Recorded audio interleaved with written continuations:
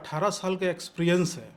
कैसे विभाग से फंड लाना, राज्य का जो सचिव हो या जिला के जो भी पदाधिकारी हो, कैसे उनसे काम निकलवाना मैं बाखूबी जानता हूँ।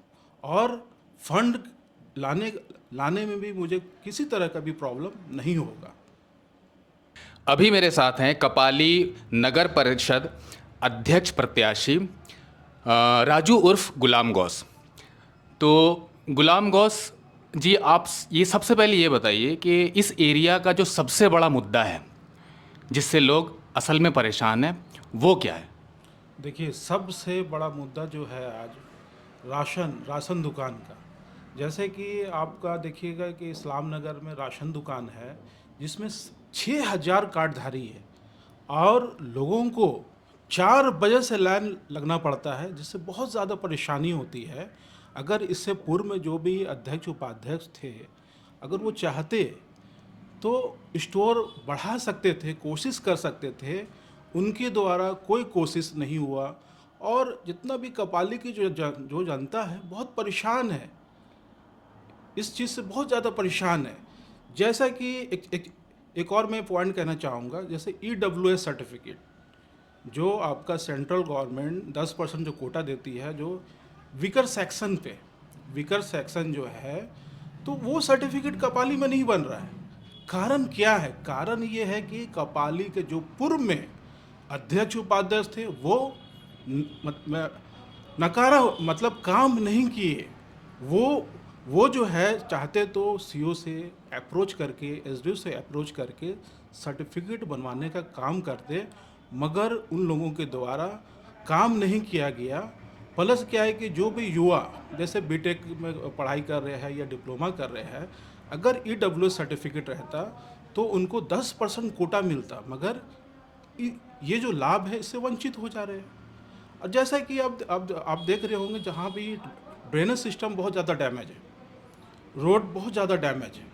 अगर आप बहुत सारा ऐसा फंड है, जैसे मैं एग्जांपल दूंगा, विशेष परमंडल होता है, RU होता है, अनाबाद निधि होता है, कल्याण विभाग होता है, वो लोग अगर चाहते, रांची का अगर अप्रोच करते तो फंड आता, मगर उनके द्वारा अप्रोच नहीं किया गया। सिर्फ लिमिटेड फंड 1 करोड़ 1.5 करोड़ रुपया का जो भी आपका अर्बन डिपार्टमेंट से जो आता था, उसी पे वो डिपेंड रहे।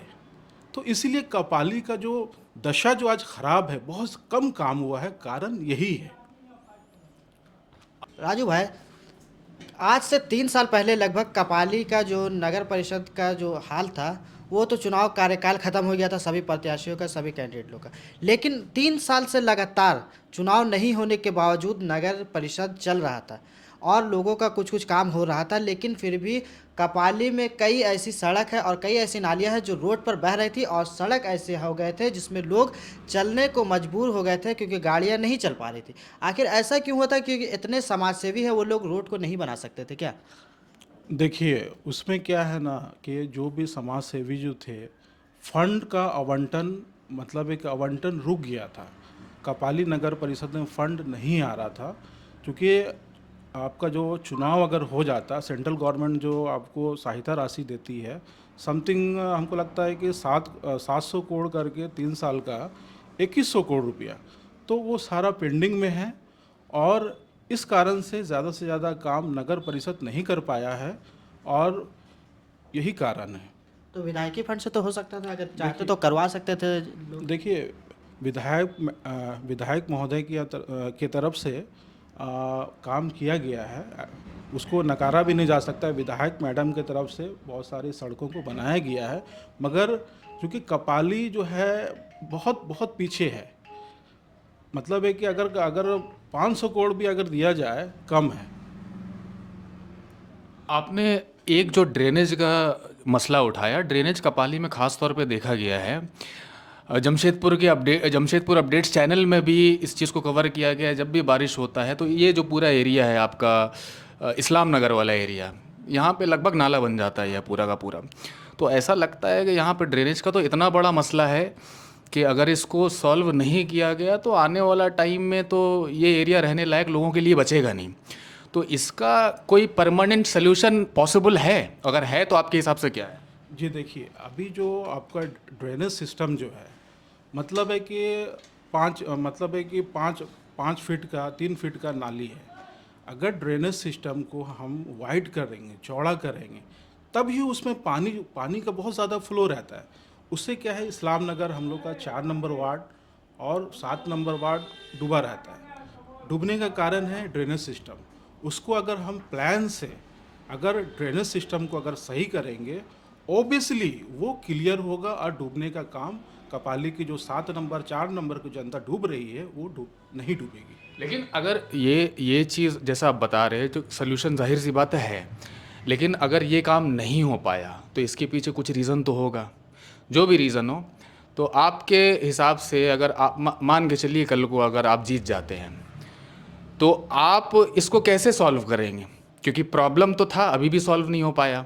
फंड का प्रॉब्लम है, कुछ टेक्निकल प्रॉब्लम है, आप अगर जानते हो तो इस चीज़ को।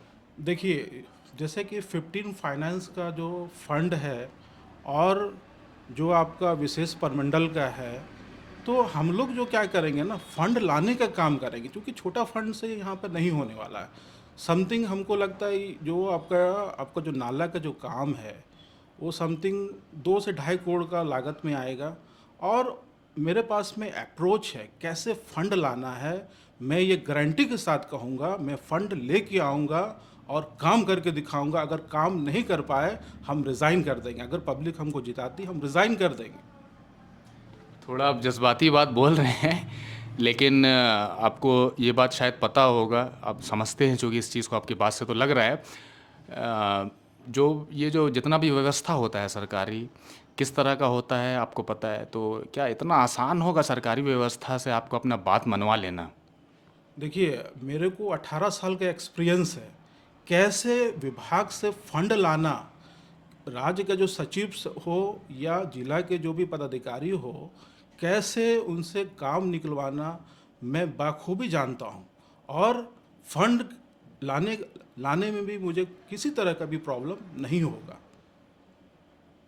तो आप एक तरीके से ये वादा कर रहे हैं लोगों से कि अगर आप जीत के आते हैं तो आप रोड और नाली जैसा जो भी मसला है उसको आप सॉल्व करेंगे, या फिर आप उसको एक कंडीशनल प्रॉमिस की तरह रखते हैं कि अगर फंड मिला तो आप सॉल्व करेंगे? नहीं नहीं, फंड मिला ऐसा नहीं है, हम फंड लाने का काम करेंगे।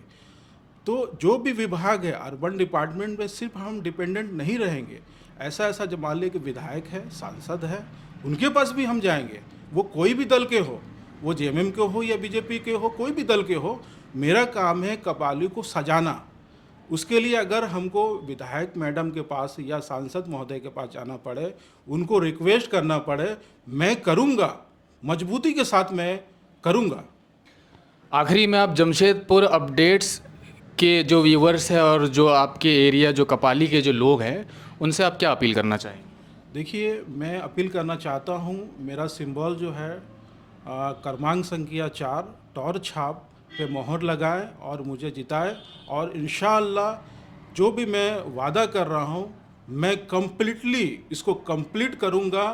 और 5 साल नहीं, मैं जैसे मेरा जो कॉन्फिडेंस है, जो मेरी जानकारी है, मैं 3 साल में इधर का मैक्सिमम रोड और ड्रेनेज सिस्टम को सही कर दूंगा। जमशेदपुर अपडेट्स में हम कोशिश कर रहे हैं कि राजनीतिक मुद्दों से थोड़ा सा हट के जो लोगों की परेशानियां हैं उसको डिस्कस करने की कोशिश करें, और जो हमारे प्रत्याशी हैं उनके सामने हम लोगों के मसले रखें, ताकि जो लोगों का एजेंडा है, मसला है, वो सबसे फोरफ्रंट में रहे। बहुत बहुत शुक्रिया। एक सवाल और है कि कपाली की जनता, एक इससे पहले भी कपाली में जनता को यहाँ के तीसरे मत का अधिकार तो मिल चुका था, ठीक है, और उन्होंने अपना प्रयोग भी किया, लेकिन ये दूसरे बार है शायद जी जी, दूसरे बार ये कि कपाली की जनता दूसरे बार अपने तीसरे मत का अधिकार करेगी। तो मेरा सवाल आपसे ये है कि आखिर जनता किस तरह से दोबारा भरोसा करेगी कि कपाली सुधर जाए, क्योंकि पिछले 5 साल का कार्यालय में कपाली को हमने सबने देखा है, जिस तरह से बरसात के दिनों की हालत थी वो सब देखे। तो जनता दोबारा किस तरह से भरोसा करेगी? देखिए, इससे पूर्व में जो अध्यक्ष थे उनको साइन करना तक नहीं आता है। मतलब है कि 6 नंबर फॉर्म नामांकन का टाइम में फिलअप किया था, तो वो जो है उस जो साइन उन्होंने जो किया, उसको कॉपी नहीं कर पा रही हैं। तो मतलब है कि होता है ना कि मतलब है कि वो उस लायक ही नहीं थी, तो काम मतलब कि जैसा होना चाहिए था वैसा नहीं हुआ। कारण यही है, अगर आप एजुकेटेड होंगे, पढ़े लिखे होंगे, जानकार होंगे, आपके पास में एक्सपीरियंस होगा, तभी आप ज़्यादा से ज़्यादा अच्छे ढंग से काम कर सकते हैं। और उनको आइडिया ही नहीं था, एजुकेशन ही नहीं है उनके पास में, कहाँ से वो काम कर पाएंगे? सिर्फ लूट और खसोट में पड़े हुए हैं वो लोग। आप है पढ़े लिखे, कहाँ तक डिग्री? जी, मेरा क्वालिफ़िकेशन जो है बीसीए प्लस एमबीए है, और मेरा स्कूलिंग जो लाइफ रहा इंसान बोर्डिंग स्कूल किशनगंज से मैंने प्लस टू किया, फिर बीसीए किया, फिर एमबीए किया, और कपाली के साथ में मैं कंटिन्यू लगा रहा। 2008 से मैं कंटिन्यू, स्कॉलरशिप का मामला हो, बच्चों का स्कॉलरशिप का मामला हो, कोई भी पॉइंट में मैं कंटिन्यू लगा रहा निस्वार्थ। ऐसा नहीं है कि इसमें उसमें कोई मेरा मनसा रहा। मेरा हमेशा यही रहा कि एजुकेशन में मैं ज़्यादा फोकस करता हूँ। मैं लमसम 6-7 साल पढ़ाया भी हूँ स्टूडेंट को, तो मेरा यही हमेशा टारगेट रहा है कि शिक्षा में आगे बढ़ाना। अगर उस आदमी शिक्षित हो जाएगा, ये जो आज क्राइम हो रहा है, नशा हो जो बहुत ज़्यादा बढ़ा हुआ है, कारण यही है, एजुकेशन की कमी है। इसी के लिए आज जो है जहाँ तहाँ आप देखिए मारपीट, मारकाट और नशा का काम हो रहा है यहाँ पे।